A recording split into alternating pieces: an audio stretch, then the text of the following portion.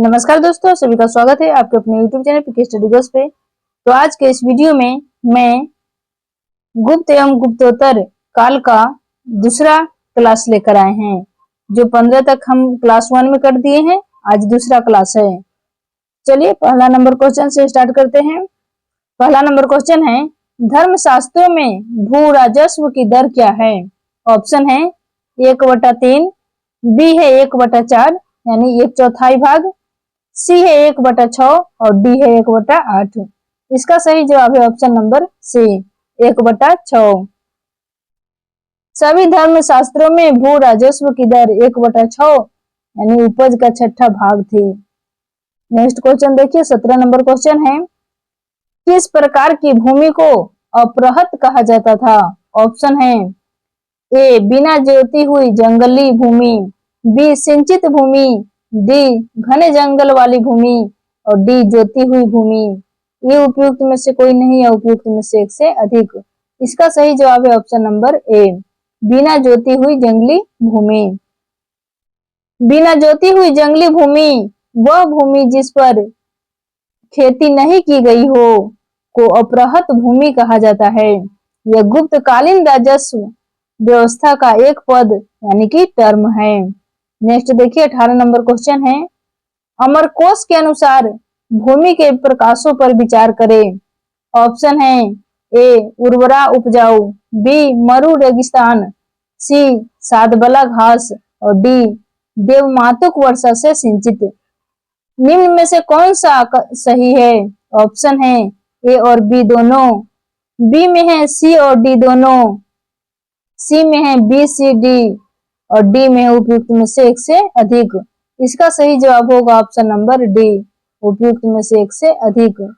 इसका व्याख्या देखिए, चंद्रगुप्त द्वितीय विक्रमादित्य के नवरत्नों में से एक अमर सिंह ने अमरकोश नामक ग्रंथ की रचना की है। तो ऐसे भी क्वेश्चन पूछ सकता है कि अमरकोश नामक ग्रंथ की रचना किसने की है? तो अमर सिंह ने की है।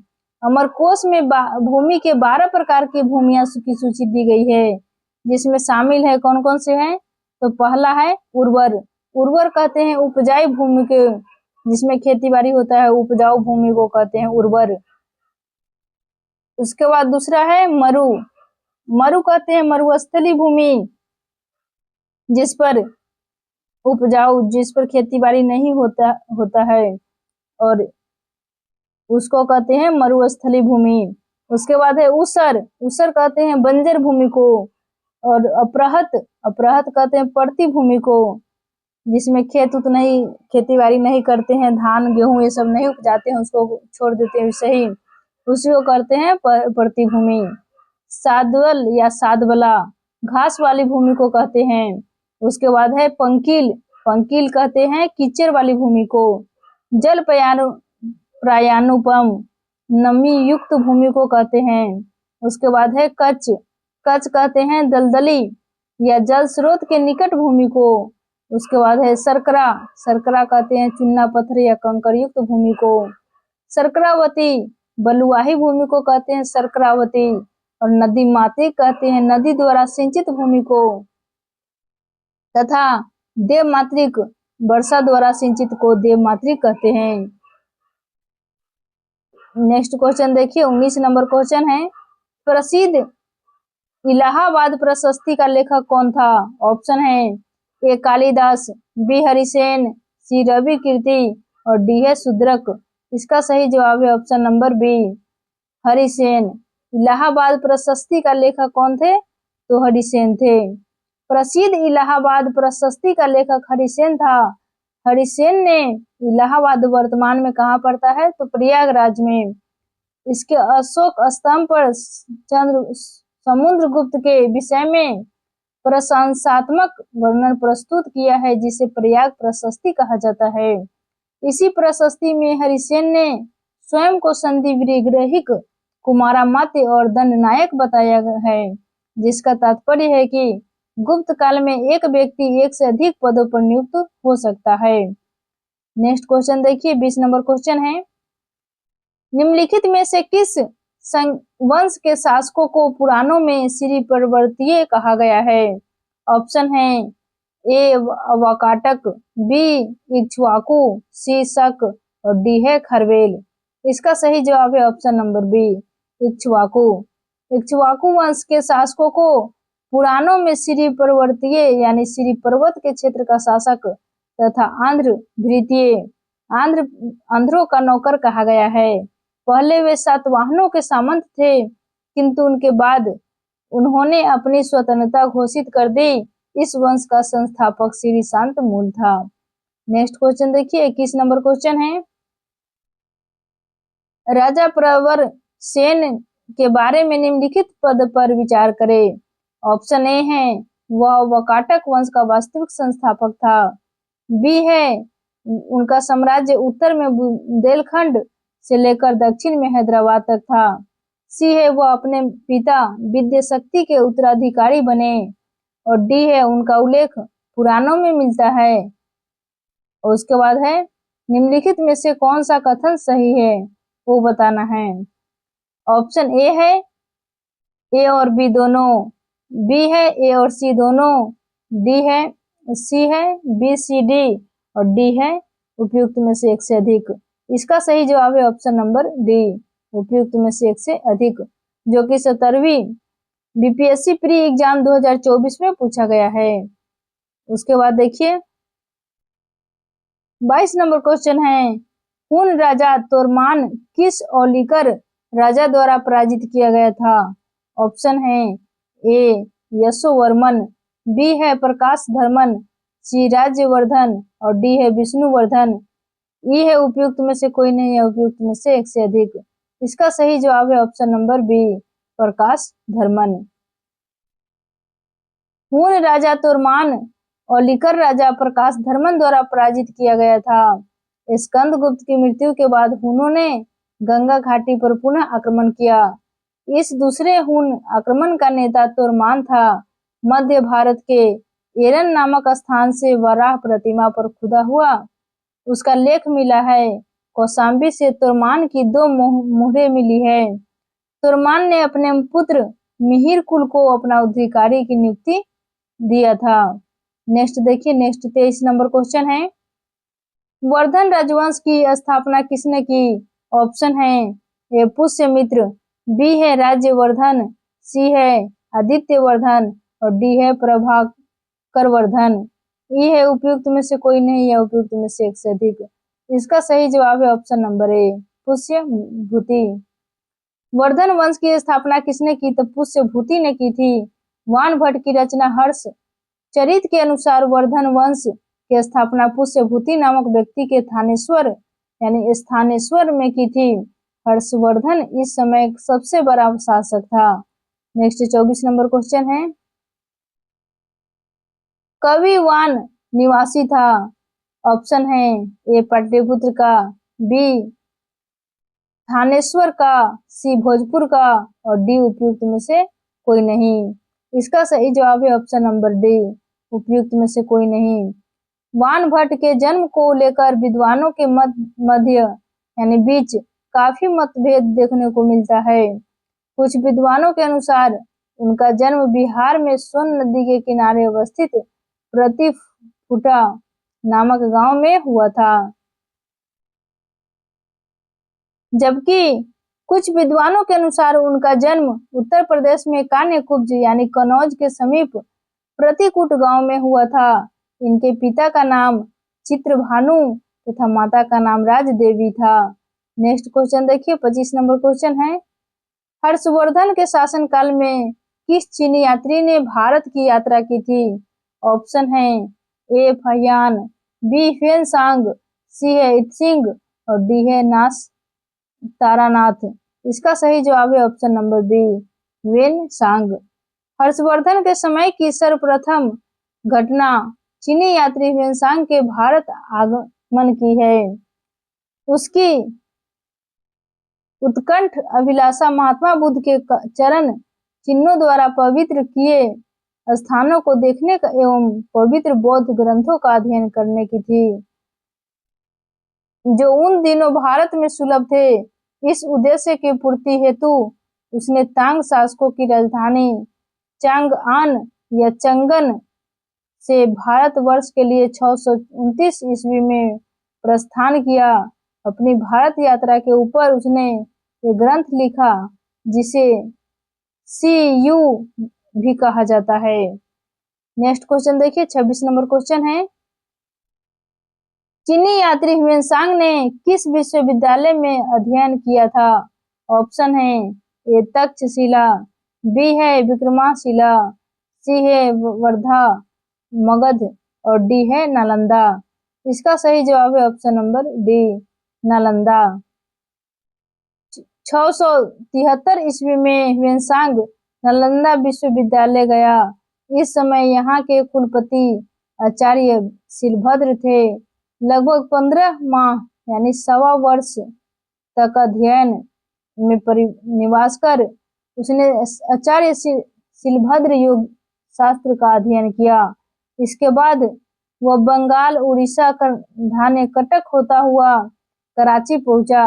अपनी यात्रा के दौरान यात्रा से दूसरे दौर के ह्वेनसांग पुनः 642 ईस्वी नालंदा आया।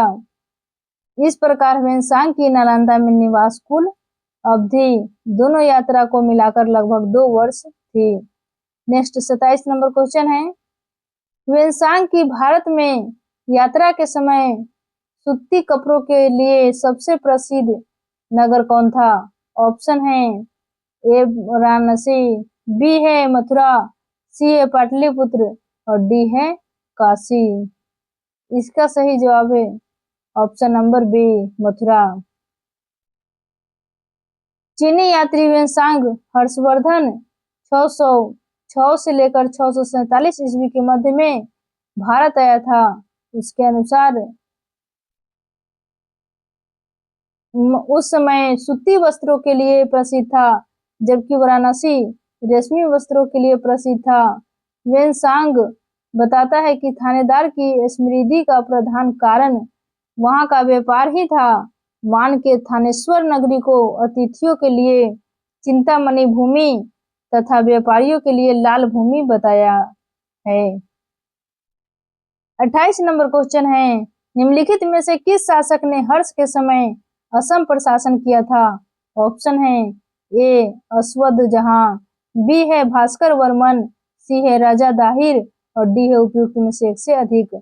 इसका सही जवाब है option number B, Bhaskar Varman.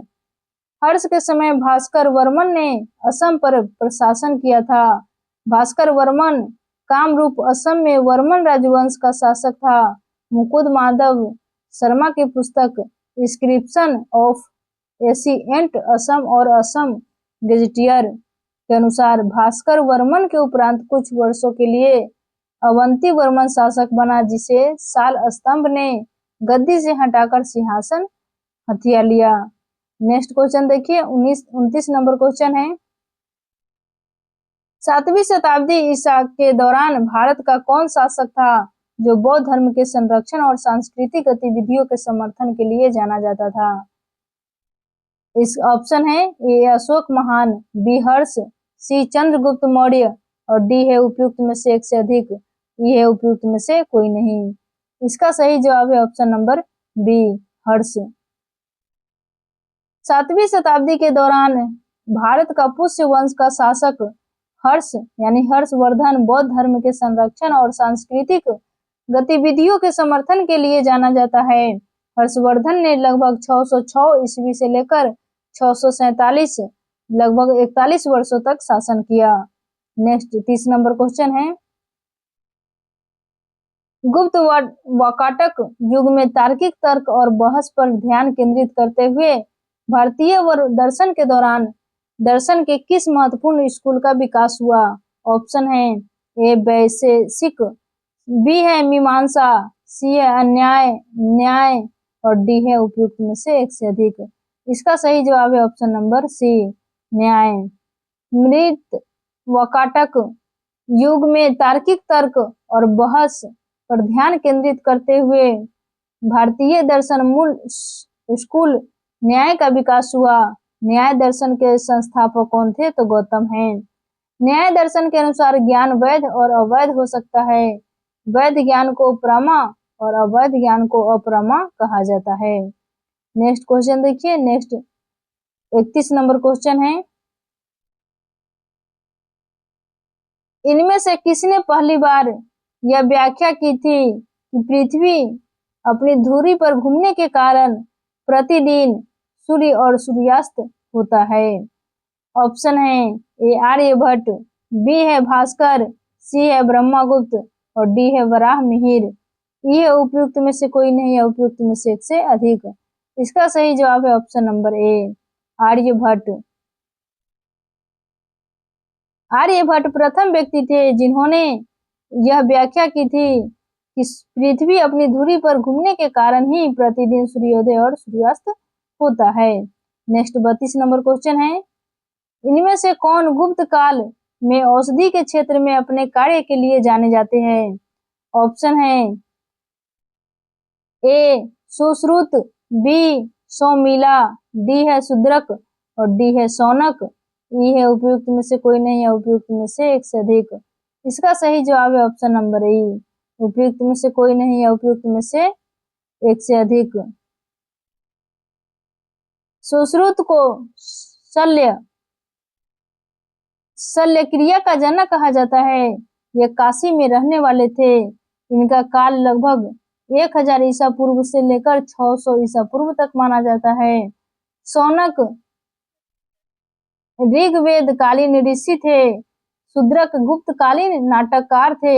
सौमिला गुप्तकालीन नाटककार है जिसे कालिदास ने भास और कवि पुत्र के साथ याद किया जाता है। इस प्रकार गुप्त काल में औषधि के क्षेत्र में उपयुक्त में से किसी ने कार्य नहीं किया था। यद्यपि बिहार लोक सेवा आयोग ने अपने प्रारंभिक और अंतिम उत्तर पत्रकों दोनों में इसका सही उत्तर ए माना है। ए में क्या है तो सुश्रुत है, क्योंकि गुप्त काल का प्रारंभ 275 एडी श्री गुप्त से प्रारंभ होता है और जो सुश्रुत में मान्य काल 1000 बीसी से 600 बीसी के करीब 1000 वर्ष बाद का है। इसीलिए सुश्रुत को गुप्त काल के समकालीन मानना औचित्यपूर्ण नहीं है। Thanks for watching us. मिलेंगे नेक्स्ट वीडियो में। मेरे चैनल पर नए हैं तो चैनल को सब्सक्राइब कर बेल आइकन प्रेस कीजिए और ज्यादा से ज्यादा दोस्तों के साथ शेयर कीजिए। जय हिंद, जय भारत। नेक्स्ट टॉपिक रहेगा प्राचीन भारत में स्थापत्य कला।